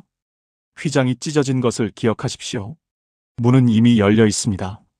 여러분의 기도가 잘났기 때문이 아니라 예수님이 문을 여셨기 때문에 하나님께 닿습니다. 담대하게 나아가십시오. 함께 기도하시겠습니까? 아버지 하나님, 휘장을 찢으시고 저에게 오는 길을 열어주셔서 감사합니다. 더 이상 두려워하지 않겠습니다. 더 이상 위축되지 않겠습니다. 예수님의 피를 힘입어 담대히 은혜의 보좌 앞으로 나아갑니다. 언제 어디서든 주님을 부를 수 있는 특권을 감사드립니다. 예수님의 이름으로 기도합니다. 아멘. 이것이 네 번째 비밀입니다. 휘장이 위에서 아래로 찢어진 것은 하나님이 직접 문을 여신 것입니다. 이제 누구든지 예수 그리스도를 통해 하나님께 직접 나아갈 수 있습니다. 그런데 여러분, 이 모든 일이 일어나는 것을 지켜보던 사람이 있었습니다. 로마 백부장입니다. 수백 명을 처형한 군인이 왜 그 순간 갑자기 무너졌을까요? 다섯 번째 비밀에서 그 답을 말씀드리겠습니다. 다섯 번째 비밀, 백부장의 고백 비밀. 여러분, 십자가 현장에 한 로마 군인이 있었습니다. 백부장. 100명의 군인을 지휘하는 장교입니다. 그는 직업 군인이었습니다. 처형 전문가였습니다. 수백 명의 사람을 십자가에 못 박아 죽였습니다. 비명소리에 익숙했습니다. 저주하는 소리, 살려달라고 애원하는 소리, 고통에 신음하는 소리, 수없이 들어왔습니다. 십자가형이란 로마에서 가장 잔인한 사형 방법이었습니다. 못 박히는 것도 고통이지만 진짜 고통은 그 후에 옵니다. 팔이 위로 고정되어 있기 때문에 숨을 쉬기가 어렵습니다. 숨을 쉬려면 못 박힌 발로 몸을 밀어 올려야 합니다. 발의 고통을 참으며 몸을 올려야 숨을 쉴 수 있습니다. 그래서 십자가형에 처해진 사람들은 대부분 욕을 합니다. 저주합니다. 살려달라고 애원합니다. 처형자를 향해 침을 뱉습니다. 백부장은 그런 모습을 수없이 보아왔습니다. 그런데 이 사람은 달랐습니다. 예수라는 이 사람은 완전히 달랐습니다. 못 박힐 때 욕을 하지 않았습니다. 대신 이렇게 말했습니다. 아버지, 저들을 사하여 주옵소서. 자기들이 하는 것을 알지 못함이니이다. 못을 박는 자들을 위해 기도했습니다. 처형자를 용서해달라고 기도했습니다. 백부장은 처음 보는 광경이었습니다. 옆에 있던 강도가 조롱했을 때도 예수는 화를 내지 않았습니다. 다른 강도가 나를 기억해달라고 했을 때 예수는 이렇게 말했습니다. 오늘 내가 나와 함께 낙원에 있으리라. 죽어가면서도 남을 구원하고 있었습니다. 그리고 마지막 순간, 보통 십자가형에서는 소리를 지르기가 불가능합니다. 숨이 막혀서 말을 할 수가 없습니다. 그래서 대부분 조용히 숨이 끊어지듯이 죽습니다. 그런데 예수는 큰 소리로 외쳤습니다. 다 이루었다. 마치 승리를 선포하듯이. 그리고 스스로 고개를 숙이고 숨을 거두셨습니다. 백부장은 수백 번의 처형을 집행했지만 이런 죽음은 처음이었습니다. 죄인처럼 죽지 않았습니다. 왕처럼 죽었습니다. 패배자처럼 죽지 않았습니다. 승리자처럼 죽었습니다. 마가복음 15장 39절입니다. 예수를 향하여 섰던 백부장이 그렇게 숨지심을 보고 이르되 이 사람은 진실로 하나님의 아들이었도다 하더라. 수백 명을 죽인 사람이 무릎을 꿇었습니다. 이 사람은 진실로 하나님의 아들이었다. 여러분, 백부장을 변화시킨 것은 무엇이었을까요? 예수님의 기적이 아니었습니다. 예수님의 설교가 아니었습니다. 예수님이 죽는 방식이었습니다. 어떻게 고통을 받느냐? 어떻게 죽어가느냐? 그것을 보고 백부장은 알았습니다. 이 사람은 다르다. 이 사람은 진짜다. 여러분, 이것이 우리에게 주는 메시지가 있습니다. 사람들은 우리의 말을 듣습니다. 하지만 정작 설득되는 것은 우리의 말이 아닙니다. 우리가 어떻게 사느냐입니다. 특히 고통 속에서 어떻게 반응하느냐, 어려움 앞에서 어떤 태도를 보이느냐, 그것이 사람들을 변화시킵니다. 부산 해운대에 사시는 한 권사님의 이야기입니다. 그분은 70대에 위암 판정을 받으셨습니다. 3기였습니다. 수술을 받고 항암 치료를 시작했습니다. 머리카락이 빠지고 온몸이 쇠약해지고 입맛이 없어서 아무것도 드실 수 없었습니다. 그런데 그분은 불평하지 않으셨습니다. 병실에서 매일 찬송을 부르셨습니다. 간호사들에게 감사합니다라고 말씀하셨습니다. 같은 병실 환자들에게 하나님이 치료해 주실 거예요 라고 격려하셨습니다. 어느 날 옆 병상에 있던 환자가 물었습니다. 권사님, 어떻게 그렇게 평안하세요? 저는 무섭고 화나고 원망스러운데 권사님은 왜 불평 한마디 안 하세요? 권사님이 말씀하셨습니다. 저도 무서워요. 저도 힘들어요. 그런데 예수님이 십자가에서 어떻게 죽으셨는지 생각하면 저도 이렇게 살아야겠더라고요. 예수님은 못 박히면서도 용서를 구하셨거든요. 저도 병 앞에서 감사와 용서로 반응하고 싶었어요. 그 환자는 그 후로 권사님 곁에서 성경을 배우기 시작했습니다. 지금은 세례를 받고 같은 교회에 다니고 계십니다. 권사님의 암은 완치되지 않았습니다. 지금도 치료 중이십니다. 하지만 그분의 병실에서 2명이 예수님을 믿게 되었습니다. 설교가 아니었습니다. 전도지가 아니었습니다. 고통 속에서 보여준 태도가 전도였습니다. 백부장이 예수님을 통해 본 것처럼 여러분, 지금 어떤 고통 속에 계십니까? 그 고통 속에서 어떻게 반응하고 계십니까? 혹시 누군가가 여러분을 지켜보고 있을지 모릅니다. 여러분이 고통에 반응하는 방식이 누군가를 변화시킬 수 있습니다. 백부장처럼 함께 기도하시겠습니까? 주님, 십자가에서 죽으시는 마지막 순간까지 사랑과 용서를 보여주신 예수님을 찬양합니다. 저도 그렇게 살고 싶습니다. 고통 앞에서 원망하지 않고 감사하게 하소서. 어려움 속에서 분노하지 않고 용서하게 하소서. 저의 반응을 통해 누군가가 예수님을 보게 하소서. 예수님의 이름으로 기도합니다. 아멘. 이것이 5번째 비밀입니다. 백부장이 무릎 꿇은 것은 예수님의 죽는 방식 때문이었습니다. 우리의 삶의 방식, 특히 고통에 반응하는 방식이 누군가를 변화시킬 수 있습니다. 그런데 여러분, 아까 잠깐 언급했던 것 기억하십니까?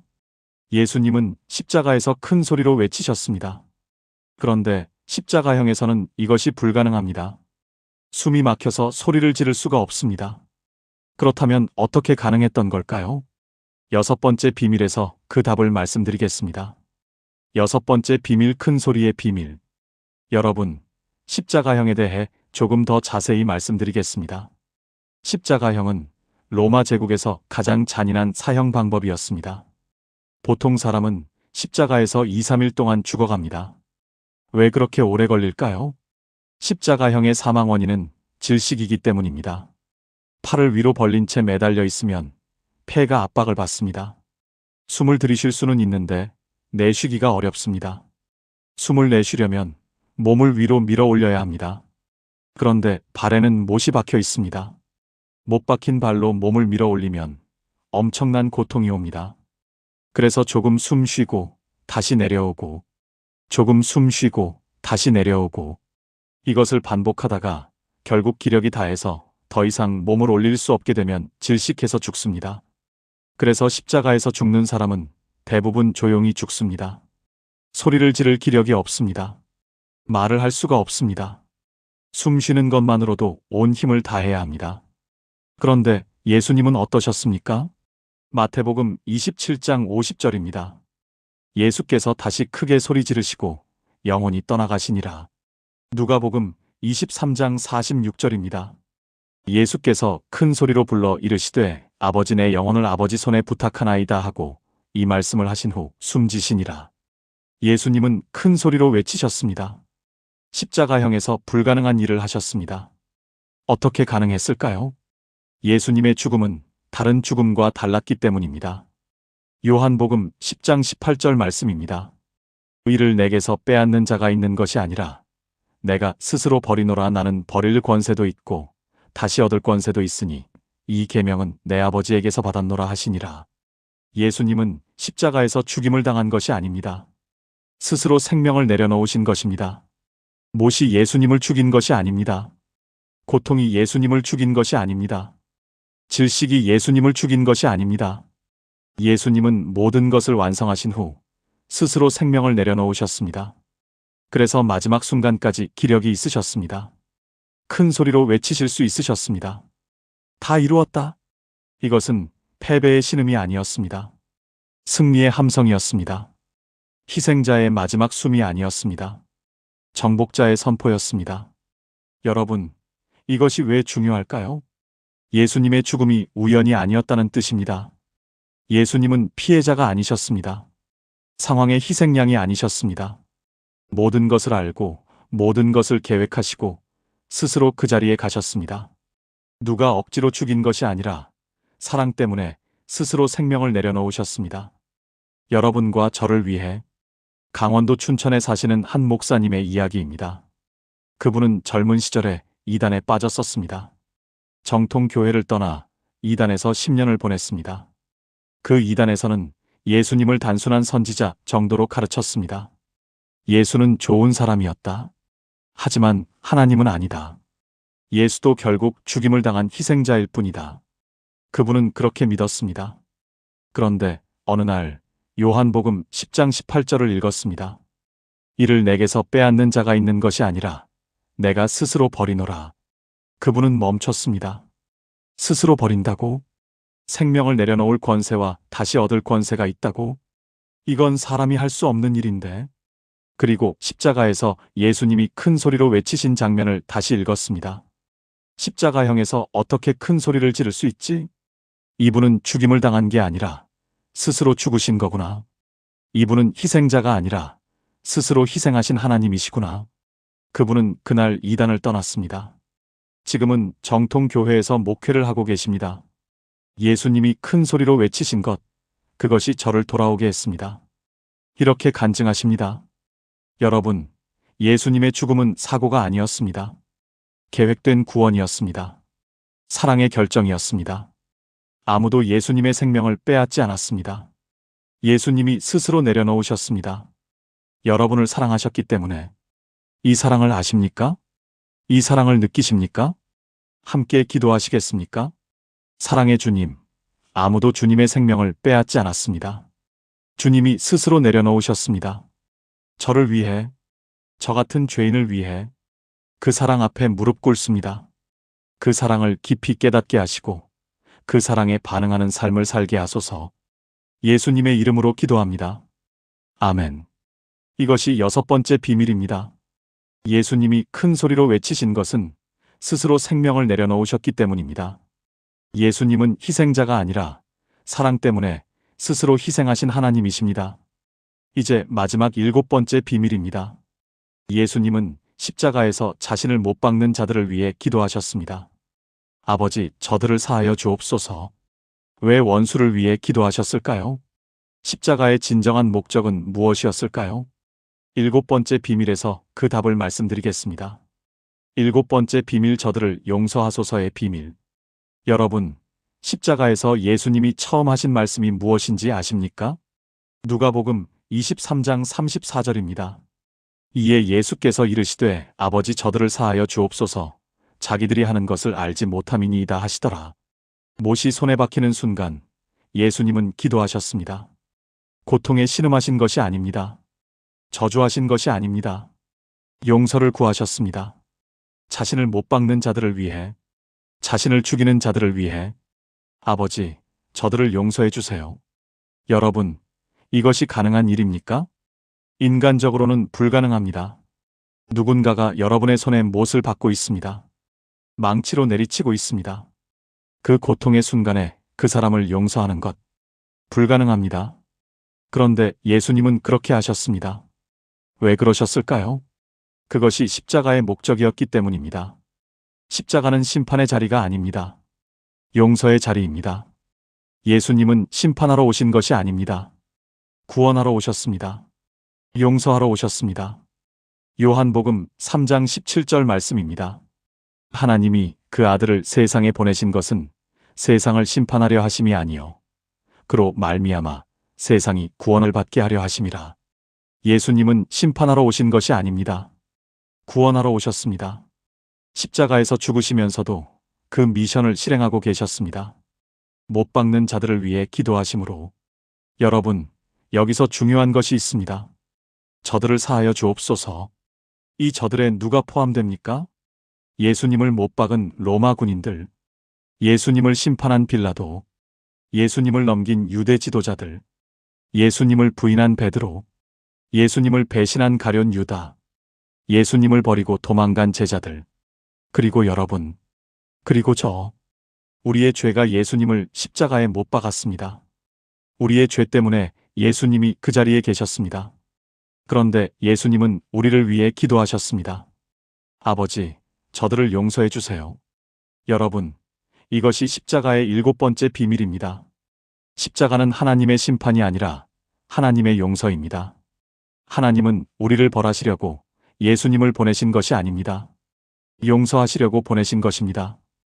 혹시 여러분 중에 나는 용서받을 수 없다고 생각하시는 분 계십니까? 내 죄가 너무 크다고 생각하시는 분 계십니까? 하나님이 나를 심판하실 것 같다고 두려워하시는 분 계십니까? 십자가를 보십시오. 예수님은 자신을 못 박는 자들도 용서해달라고 기도하셨습니다. 하물며 예수님을 믿고 따르는 여러분을 용서하지 않으시겠습니까? 여러분이 지은 가장 큰 죄가 무엇입니까? 그 죄보다 십자가의 용서가 더 큽니다. 여러분이 아무리 멀리 갔어도 십자가의 용서는 거기까지 미칩니다. 전남 목포에 사시는 한 장로님의 이야기입니다. 그분은 젊은 시절에 친구를 배신했습니다. 사업 파트너였던 친구의 돈을 횡령하고 도망갔습니다. 그 친구는 그 일로 파산하고 가정이 파탄났습니다. 장로님은 그 죄책감을 평생 안고 사셨습니다. 예수님을 믿고 교회에 다니게 되었지만 마음 한 구석에 항상 그 죄가 있었습니다. 나는 용서받을 자격이 없어. 나 때문에 한 가정이 무너졌는데 하나님이 어떻게 나 같은 사람을 용서하시겠어? 기도할 때마다 그 생각이 떠올랐습니다. 성찬식 때마다 고개를 들 수가 없었습니다. 그러던 어느 성금요일 예배에서 목사님이 이 말씀을 전했습니다. 아버지, 저들을 사하여 주옵소서. 그리고 이렇게 말씀하셨습니다. 예수님은 자기를 못 박는 자들도 용서해달라고 기도하셨습니다. 여러분의 죄가 아무리 커도 십자가의 용서보다 크지 않습니다. 장로님은 그 순간 펑펑 울었습니다. 30년 동안 안고 있던 짐이 내려지는 느낌이었습니다. 예수님이 못 박는 자들도 용서하셨으면 나도 용서받을 수 있구나. 그 후 장로님은 그 친구를 찾아갔습니다. 30년 만에 만났습니다. 무릎을 꿇고 용서를 빌었습니다. 그 친구는 장로님을 한참 바라보다가 말했습니다. 늦었지만 용서하겠네. 두 사람은 부둥켜 안고 울었습니다. 지금 두 분은 함께 교회에 다니고 계십니다. 같은 성경 공부 모임에서 말씀을 나눕니다. 장로님은 이렇게 간증하십니다. 십자가의 용서가 저를 용서했고 그 용서가 저를 통해 흘러갔습니다. 여러분, 십자가는 용서의 자리입니다. 하나님은 심판하시려는 것이 아니라 용서하시려고 예수님을 보내셨습니다. 그 용서를 받으십시오. 그리고 그 용서를 흘려보내십시오. 여러분이 용서받은 것처럼 여러분도 다른 사람을 용서하십시오. 혹시 지금 용서하지 못한 사람이 있으십니까? 마음에 떠오르는 얼굴이 있으십니까? 예수님의 기도를 기억하십시오. 아버지, 저들을 용서해 주세요. 예수님이 못 박는 자들을 용서하셨으면 우리도 우리에게 잘못한 자들을 용서할 수 있습니다. 쉽지 않습니다. 인간적으로는 불가능합니다. 하지만 십자가의 능력 안에서는 가능합니다. 함께 기도하시겠습니까? 용서의 주님, 십자가에서 저를 용서해 주셔서 감사합니다. 못 박는 자들까지 용서해 달라고 기도하신 주님, 감사합니다. 저도 그 용서를 받습니다. 저의 모든 죄를 용서해 주심을 믿습니다. 그리고 주님, 저도 용서하기 원합니다. 저에게 상처 준 사람들을 용서할 힘을 주소서. 인간적으로는 불가능하지만 십자가의 능력으로 가능하게 하소서. 예수님의 이름으로 기도합니다. 아멘. 이제 지금까지 나눈 7가지 비밀을 하나의 기도로 드리겠습니다. 함께 기도하시겠습니까? 거룩하신 하나님 아버지, 오늘 십자가에 숨겨진 7가지 비밀을 깨닫게 해주셔서 감사합니다. 두 강도를 통해 십자가는 선택의 자리임을 알게 하셨습니다. 3시간의 어둠을 통해 예수님이 저 대신 버림받으셨음을 알게 하셨습니다. 다 이루었다를 통해 저의 죄값이 완납되었음을 알게 하셨습니다. 찢어진 휘장을 통해 하나님께 나아가는 길이 열렸음을 알게 하셨습니다. 백부장의 고백을 통해 삶의 방식이 증거가 됨을 알게 하셨습니다. 큰 소리의 외침을 통해 예수님이 스스로 생명을 내려놓으셨음을 알게 하셨습니다. 그리고 저들을 용서하소서를 통해 십자가가 용서의 자리임을 알게 하셨습니다.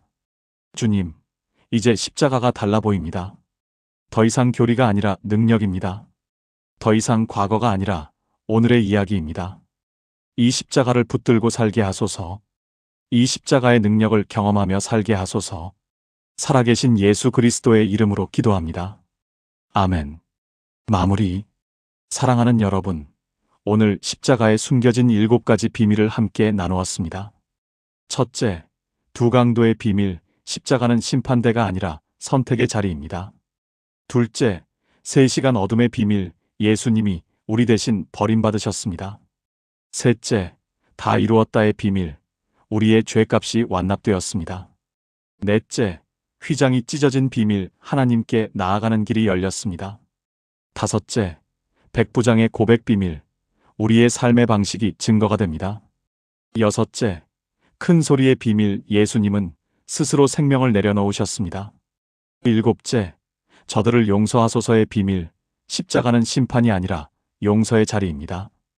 여러분, 이제 십자가가 달라 보이십니까? 보면서도 보지 못했던 것들이 보이기 시작하셨습니까?